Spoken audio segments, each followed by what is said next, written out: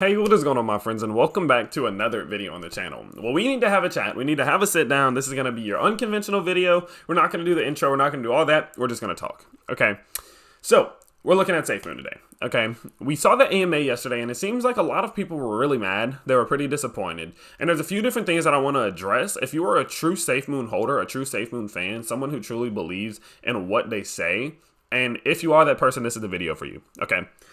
So when it comes to what we saw yesterday, first let me address the technical difficulties, the technical issues, and all of that. If you sell your investment because in their live stream they have technical difficulties, you need to really go do some self-reflection and figure out what your reasoning behind investment is, because you're investing for the wrong reasons. Okay? I'm not a financial advisor. As I say it all the time, I'm not a financial advisor. I'm not going to tell you what to do with your money. I'm not going to tell you anything. I am simply just a guy who doesn't know any more than anybody else. But my opinion, since we are watching my video, my opinion is that if you will sell your investment because there's crackling in the audio in a live stream that they can't control, you're investing for the wrong reasons. Okay? So that's first and foremost. That's all I'm going to say about that. Secondly, let's take a look. Let's talk about what all we saw yesterday, what people are saying, and then kind of get an idea about what it could mean for the future. So, yesterday we saw an AMA that was pretty underwhelming. Okay? I will say that there was some very, very important information that was placed within that live stream that going forward will provide us with a true, clear understanding of the steps in which they will take to provide this thing with a use case. Okay, now people don't understand, like the name, the SHIT coin, all of those, like hype coins, blank coins, and meme coins. The reason they're called so, as we have seen, we've seen it said multiple times in multiple different places now, they're called those because they don't have use. They don't have reason. There's nothing about them that's really all that important. And the only reason they're growing is because people are talking about it. Well, in order to get past that, of course, you have to grow past the phase of speculation. You have to get through that speculative phase where everything that you say you will do, we are speculating that you will do it.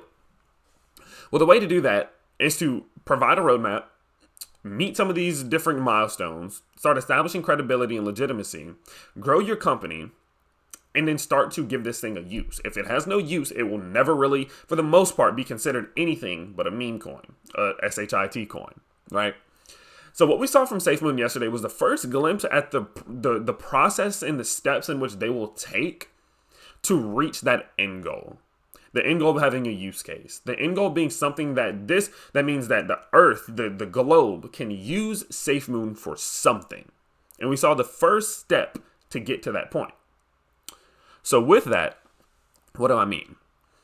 Well, whenever we take a look at Gambia, for example, Gambia is going to be the country in which they are targeting to really introduce Safemoon into their economy to see how it will change things, right? How will this change the economy? Will this benefit their central banks in order for them to have to print less and less money, which could help with some of the drastic and dramatic inflation that they've been having issues with, as we did see that the value of their dollar has decreased by over 5x in a very short amount of time, okay? And so if their goal is to target Gambia in order to do that, we have to consider the fact that that is a step. It's the first step. So no, it's not Egypt. It's not Morocco. It's not any of these big major places. But of course it's not. This company is 2 months old. 2 months, that's it. And we have to look at what they have done over the last few months to get an idea of the progress in which they have made in comparison to many other cryptos who have only started to establish these same levels in years. So no, of course it's not going to be some major country with hundreds of millions of a population, and Safemoon is just going to change the world just like that. And boom, Operation Phoenix means that Safemoon is the newly adopted crypto for the entire globe. Of course not, guys. We got to be a little bit more realistic, and that's what I've been saying time and time again. I said it in the video right before the AMA started. I said, I'm not expecting too much out of this. They've been hyping it up, but my gut feeling tells me that it's not going to be something super crazy, but it'll be a good step. And that's a good step.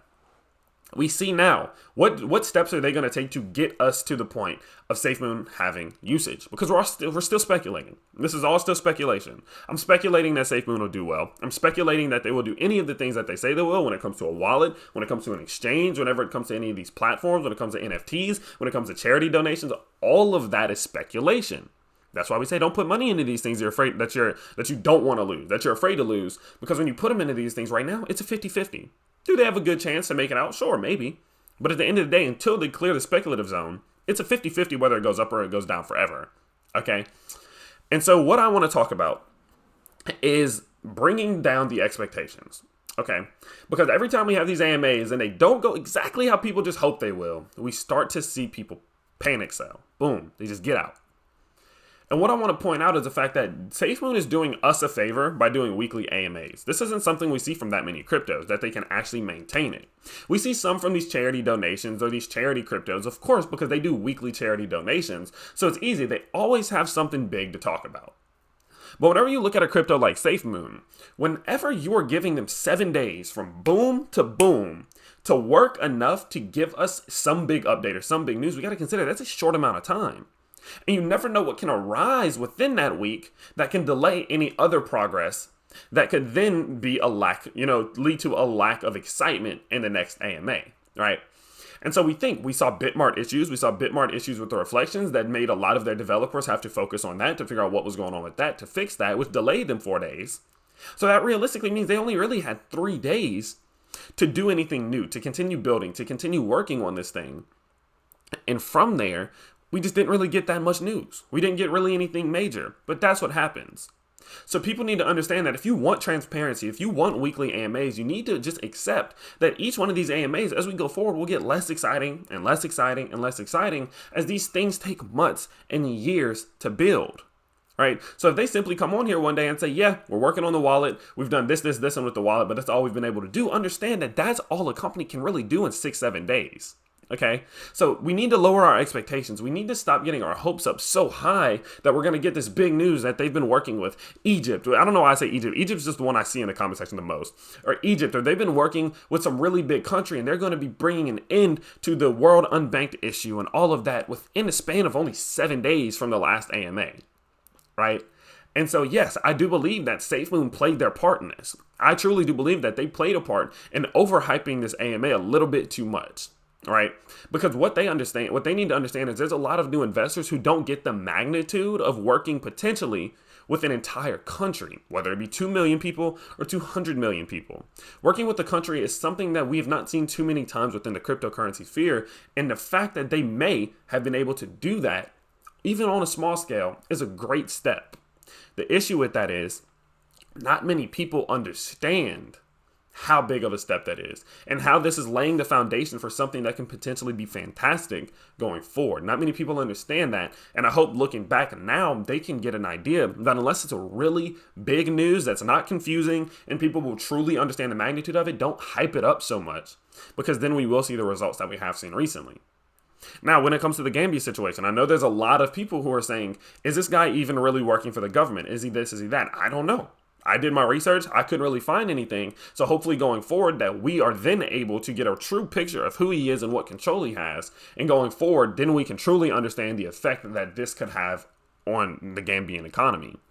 But with that, we just need to wait. We need to stop. We got to understand that we're still speculating. It's all speculation. And that when they say we're going to do this, then we need to understand they might do that. There's a difference. Because when they say we're going to make a wallet, don't automatically, they're going to make a wallet. In your head as an investor who's investing into a speculative company, someone who is still in the startup phase, who's still establishing themselves, understand they might make that wallet. And if they do make that wallet, okay, I'll give them a little bit more legitimacy. I'll give them a little bit more credibility. And the more times they do these things, the more time they make these promises, the more times they hold up to these things in which they promise, that establishes that credibility to a point that gets them out of the speculative zone, and then it establishes them as a true company, a true crypto, a true project. And that's what we're still working on with Safemoon, is getting them from the point of being speculative to being a true investment. So with that, again, be safe, be cautious, and understand that this isn't going to be something that is going to change the world today, tomorrow, this month, this year. It takes time. Look how long it took Cardano to really start to be into effect, and they're still just about to release their smart contracts. Right? So understand that these things take a lot of time, and it takes a lot of patience. Okay. The best investors in the world and the ones who have seen the most success were never people who are impatient. And that is something that I think we can be taken on, and a trait that many of us need to develop if we do want to invest in something that's with crypto. Because yeah, crypto sometimes does have its moments where it's 1,000% rise, but once it has that big hype rise, from that point forward to really become a true cryptocurrency, it takes time. Okay. So with that, We'll go ahead in a second here. We'll take a look at the charts. We'll get an idea of what we've been seeing from them, as it has been exactly what we did call, exactly what we did expect, and it hasn't been anything too worrying. So first and foremost, and I'm just going to quickly go through it because it's been about the same technical analysis every single video, as it's been doing pretty much the same things. So as we can see here, we did start to see this thing pick up some upward momentum. The last video we did make was going to be right here. We actually did bounce right off of the 21 MA, the 21-day moving average. And as we did bounce off of that, not be able to even retest it, I said that this thing is probably going to start to see some downward momentum.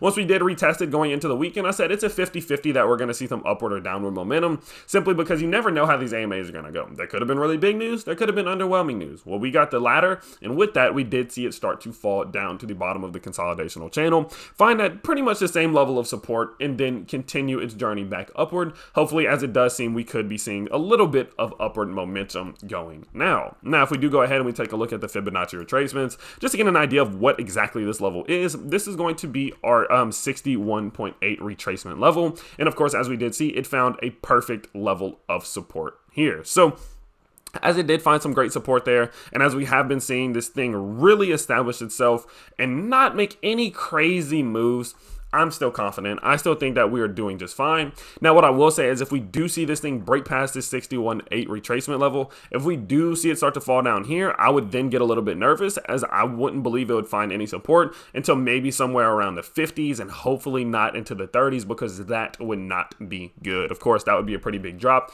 and that is not what we necessarily want to see. Now, I will say that we have been seeing a lot of consolidation and a lot of sideways trading, and in comparison to what we've seen from some other cryptos, I'm actually excited about it, right? We saw a 30% fall here. We saw a Bitcoin fall up whenever it did reach this bottom here. It was a total fall of 27%. We did see Ethereum drop about 27% at one point as well. And what we can see from Safemoon is that from the swing, from the top of this channel down to the bottom of this channel, we were seeing falls of only about 19%. Now, they're not, it's not me saying it's better than Bitcoin or Ethereum, because it's not, right? But what I will say is the fact that it has such a low market cap and that the volume is not as high as some of these other cryptos, but the fact that it is able to maintain these levels, especially after having such a dramatic rise so fast, that instills confidence into me that not only the whales are so confident, but retail investors themselves are not making any crazy moves at them for the most part, which is super duper good. From the Whale Watcher report, if we do quickly just run into that, as we can see here, there was anything crazy, 8 billion sell, 9 billion sell, 1 billion sell, 2 billion sell, 2 billion sell. But for the most part, we were actually in the green. Not too many people sold, but we did see a good bit of buys. And so that was actually positive. We saw more whales buying than selling. And I think that did, of course, contribute to us being able to establish this level of support there. So again, nothing crazy, nothing too bad is happening. And with that, that's why I think people just, hey, let's just relax. Okay, one thing that the crypto world needs is a little bit more relaxation, and people just chill out a little bit. So with that being said, that's kind of where I'm at. Okay, yeah, it was a little bit overhyped. They did kind of boost it up a little bit more than I think they should have, but they did release this information that could show something fantastic. Understand, there's a lot of barriers to clear. There's a transaction fee that is going to cause issues. People can argue with me all they want. It is going to cause issues. The tokenomics will not balance out that 10% transaction fee. It doesn't work like that. Okay, so they're going to have to address that somehow. I'm assuming that the Solidity devs that they've been hiring on probably going to have something to do with that. And then with that, there's a bunch of different barriers to clear before we can establish that there will be a true usage case. We're speculating that there will be a use case if they are able to clear some of these barriers. Our investments and our money that we're putting into this company is our bet that we have faith that John and the team are going to be capable of clearing these barriers and then exiting the world of usage. And so that's what I'm looking for. So with that being said, guys, just be smart. Don't put money into these things that you're scared to lose. We say it time and time and time again, but we mean it. Okay? Don't put money in these things you're afraid to lose. Don't put life-changing money in this thing one way or another. Okay? Because at the end of the day, if you put money into these things in an emotional way, you will take your money out in an emotional way. And it typically doesn't go well. So be safe, be smart. I will update you guys on every single thing that I'm going to be doing. I'm not a financial advisor, and you shouldn't take this as advice. You should simply just take it as an opinion, formulate your own opinion based off your own research, and then make your investments based off of your own opinion, not mine. So with that being said, I hope to see you guys very, very soon here. I will be going live in a few hours, so definitely stay tuned as we will do a little bit of research on some new cryptos and get an idea of what all is going on in the market. So I hope to see you guys in that. And yeah, I'll see you guys next time. Peace.